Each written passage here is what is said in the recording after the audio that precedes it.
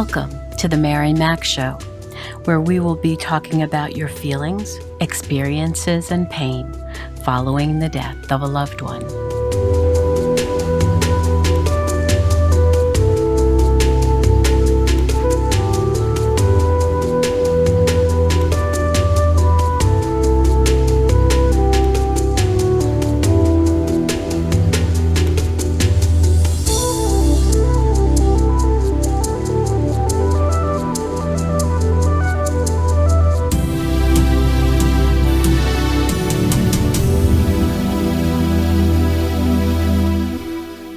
Good morning, good afternoon, good evening. Wherever you find yourself in this entire world, I welcome you. So how are you doing, my friend, my warrior? I certainly hope this week finds you well. So today I celebrate our 100th episode. It's been a long journey since starting in December of 2019. And I could never have anticipated that so much would occur just months after we began.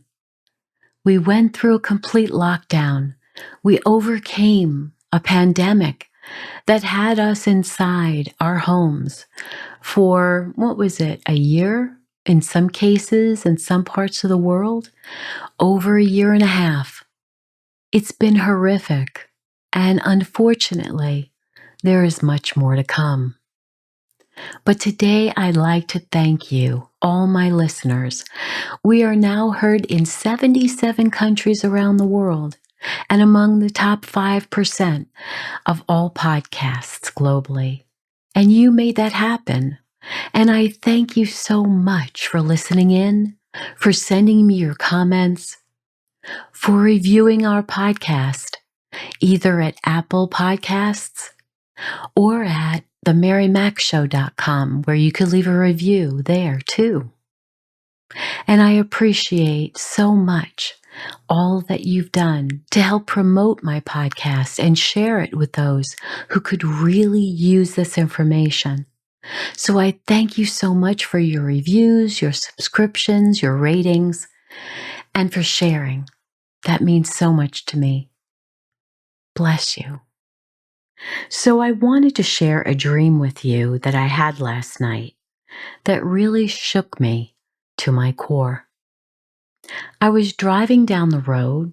It was at night, so it was dark out, and all of a sudden, all the street lights went out, and all the lights on the dashboard in the car, and my cell phone, all its lights went out as well. And I couldn't figure out what was happening. And my car and all the cars around me slowly came to a halt. And when the stop was complete, I just looked all around myself trying to figure out what could be happening. So I got out of the car, and all the other people around me also got out of their cars, and we all looked at each other bewildered as to what was going on. And at this point, in the next scene, I find myself at some huge area where all of our cars that were on the road are now parked, and everyone is walking around trying to find their individual cars. But I couldn't find mine, and I had no way of getting in touch with anyone that I loved to find me because, first of all, my cell phone didn't work, and secondly, I didn't even know where I was. It was the most bizarre dream.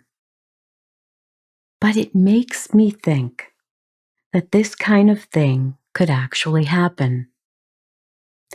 If the electric grids in our countries were suddenly shut down, lost power, or were sabotaged by someone or something else, it could be governments, it could be satellites, it could be nuclear weapons. Where would we be if this happened? We basically would be stranded wherever we were at that moment. And that's a frightening thought, but it is all possible now. Governments are now taking more control over their citizens than ever before, ever since the Chinese government decided to introduce the coronavirus.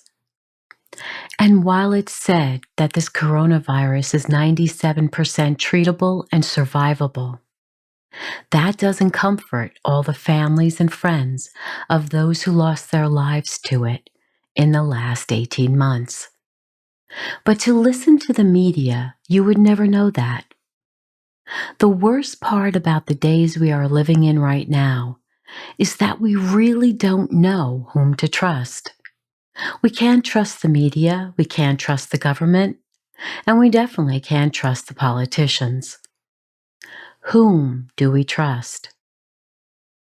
Some are expecting that this is Armageddon, which some have described as the end of the world. Volcanoes are erupting in all parts of the world.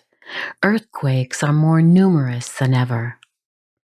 Food supplies are getting scarce, along with other products that we use on a daily basis, and we would go naturally to the store and just pick it up at night, not even thinking about whether those products would be there.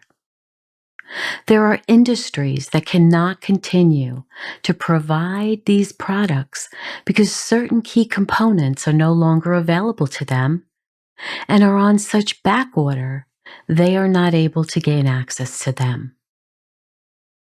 The oil supply around the world is being thwarted in certain countries, especially the United States, and there's absolutely no reason for it. But this government has decided they want to keep us in fear and they want to keep us under their thumb. A group of individuals on the world stage has decided that corporations need to pay an additional 15% of their income to these local governments. These costs will, of course, be passed on to the consumer, just like everything else, because corporations are not going to take less, and their shareholders are not going to take less, so you are going to pay that bill.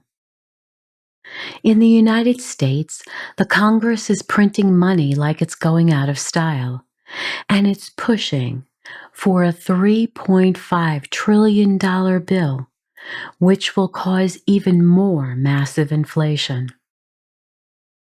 No matter where you live in the world, if you can't get the products you are accustomed to using, what do? And if you can get these products that you are accustomed to using, perhaps they cost now 10%, 20%, 40% more than they did before, and that's only since the beginning of 2021. And houses have gone up ridiculously high, causing most people to not have the ability to purchase a home. The price of products and houses has increased so significantly, but the rate of pay that we earn has barely budged.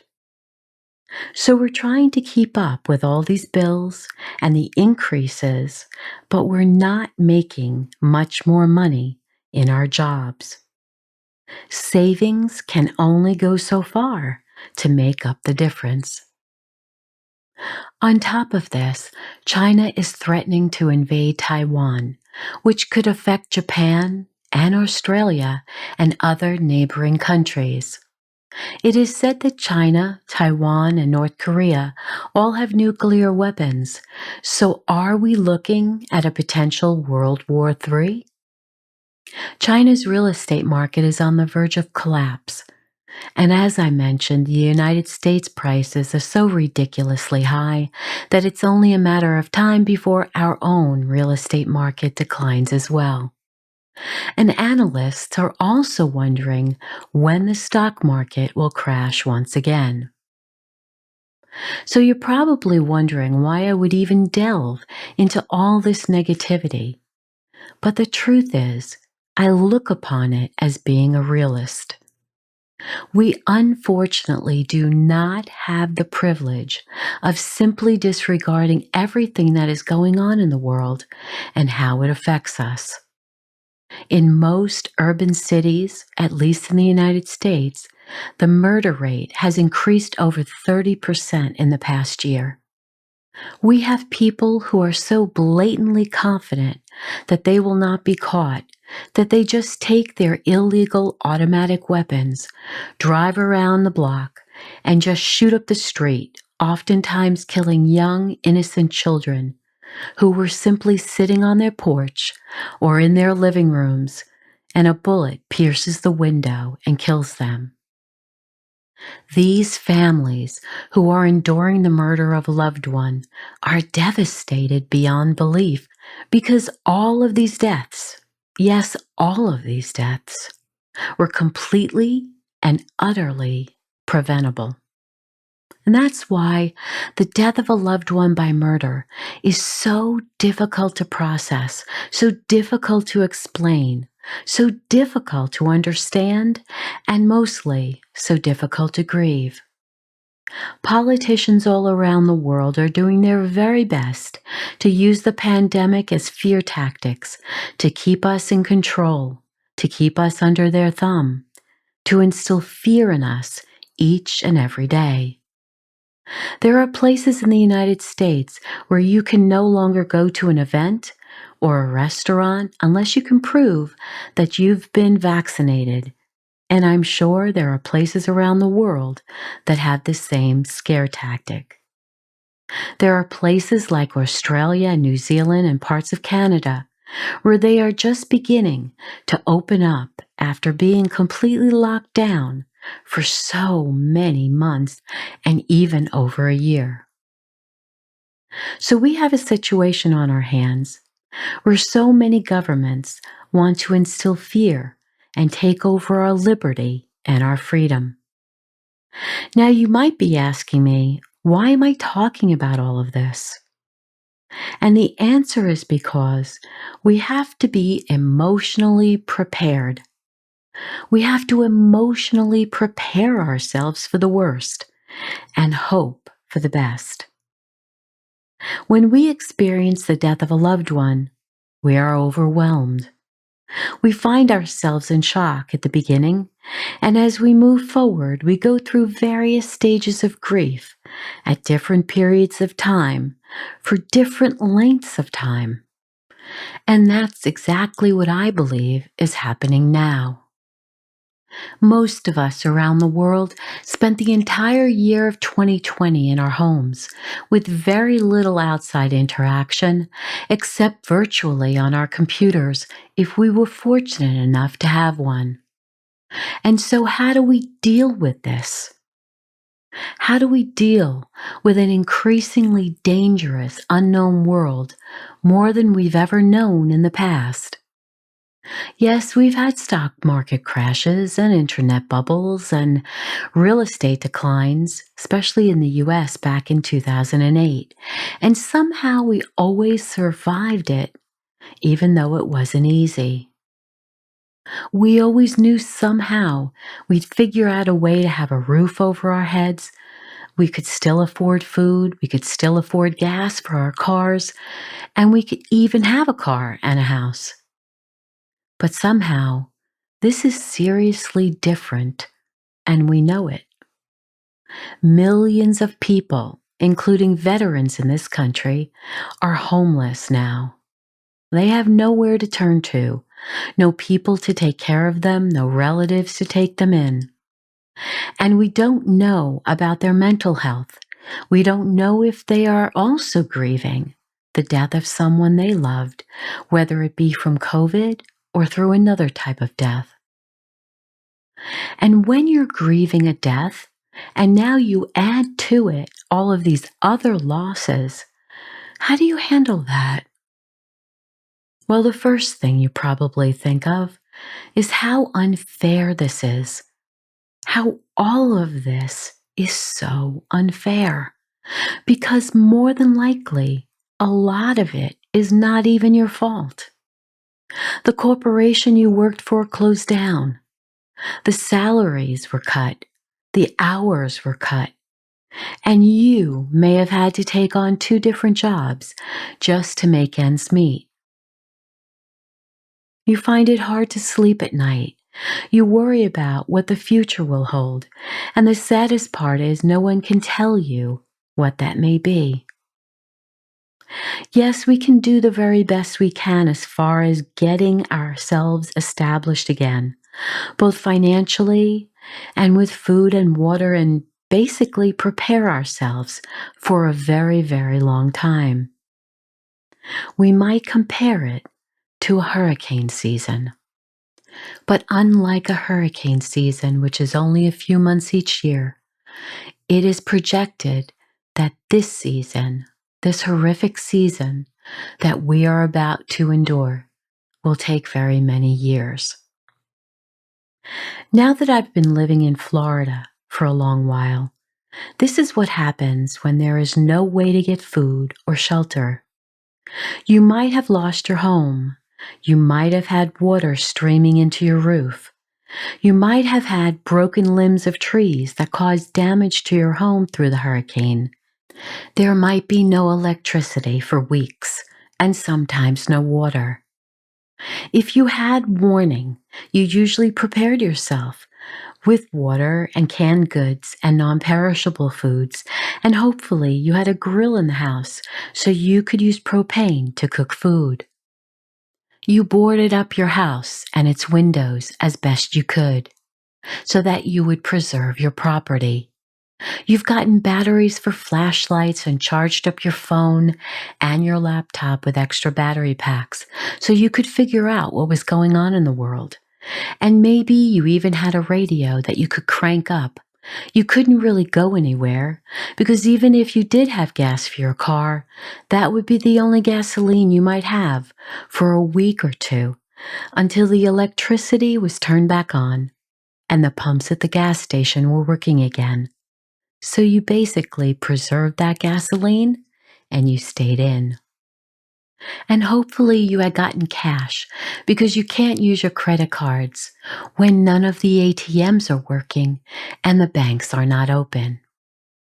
And so basically it comes down to the fact that wherever you are and whatever you have, that's where you are for the duration until the cleanup happens with your home and you're able to go back to work. But what happens if this is permanent? What if there is no job to go back to?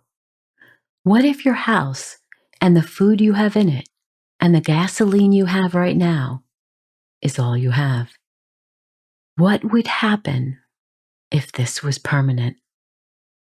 What if the only food you had was food you grew in a garden or in pots? What if you had no electricity, no running water? How would your life be different? What if a nuclear bomb came over from another country into yours? Would you survive it? And if you did survive it, how would you deal with it physically and mentally? How would you set your mind to a mode of strength so that not only you, but your husband or wife and your children would be able to survive for the long haul? If the electric grid went out, there would be no internet. There would be no phone connection. We couldn't use our computers for business. We wouldn't be able to be in touch with relatives and friends. So now what happens? Can you imagine a world where there's no internet, no social media, no jobs, where you can't pay your bills? Where do you go? What do you do? Unlike those who have never experienced the death of a loved one, in this case, grief will visit every one of us. If all indicators are that we are headed for economic and societal collapse, much like our depression in 1929. Perhaps your country endured something devastating as well. We won't only be grieving our loved ones' deaths, we will now have a complete paradigm shift on how we look at grief. It will be in every aspect of our lives. We might grieve for the home we lost, the employment we lost, the car we lost, the relationships we lost. We will grieve for the life we lost, how we lived that life, where we lived, our family and friends at that location. And perhaps now we might have to move in with relatives or friends. We might have needed to consolidate all of our belongings, downgrade from how we once lived to how we need to live now. It might not be practical to keep the fancy car, the high-end home in that special neighborhood you loved, sending your kids to certain schools. We realize now the cost may be too high. And when we research what our children were being taught in school or saw it firsthand online during the COVID lockdown, we might have decided that homeschooling were more in line with our family values. Unfortunately, we have reached a place where we can no longer turn a blind eye, where we can be ignorant as to how our world is changing.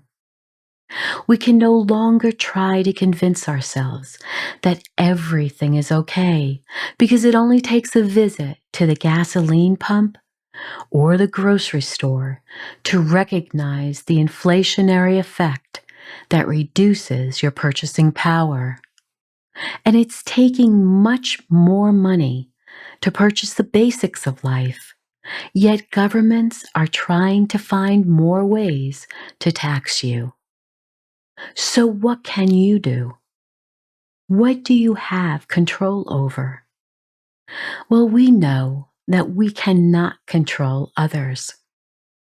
We can only control ourselves. And to face an uncertain future is definitely scary.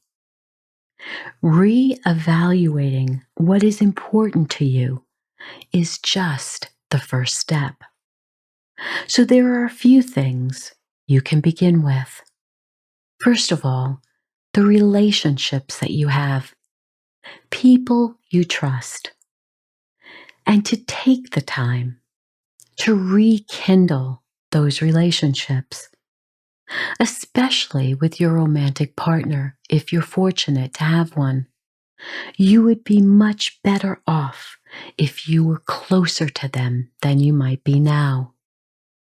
As we move forward, it will be harder and harder to find people you trust, so it's important you do that now. Also, to find work of any kind.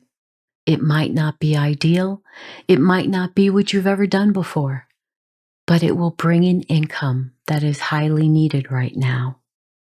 So you have better choices. Also, food, water, non-perishable goods, and shelter. When we look at the most important things in life, aren't they the most important? Your relationship, food, water, and shelter, and work to bring in income. And lastly, gratitude, peace, and meditation. Now, you may think that's silly, and you know that at the end of every episode, I ask you to write 5 things in your journal that you're grateful for. And there's a very solid reason for that.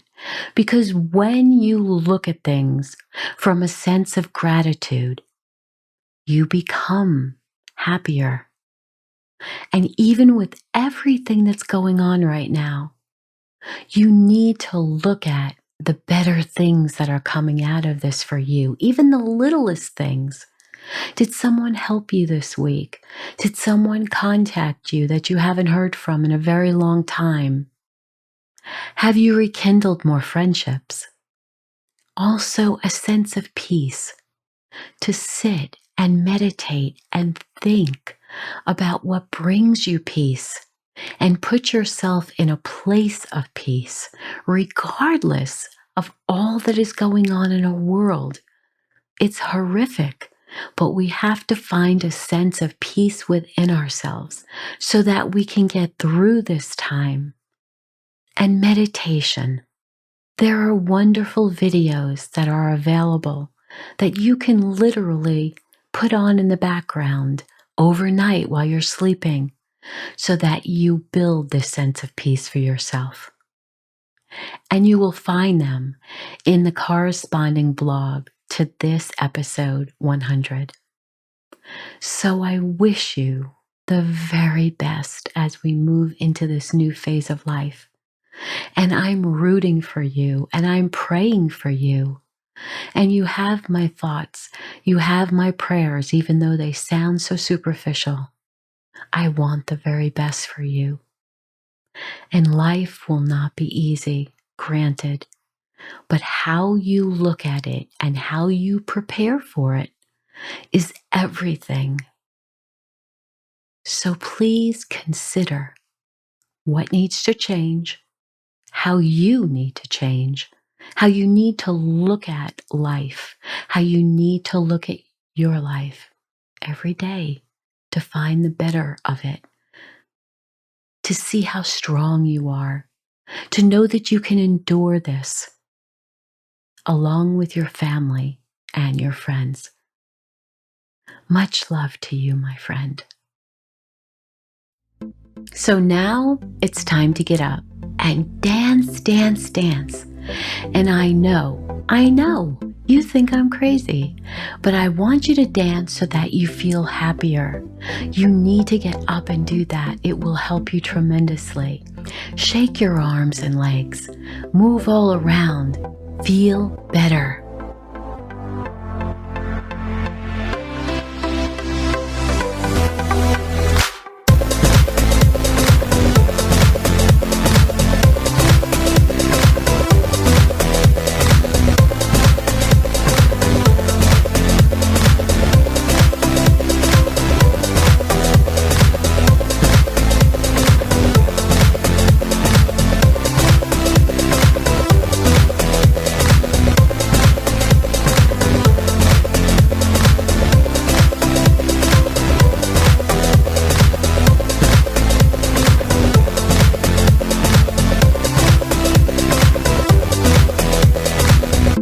Thank you for joining me today.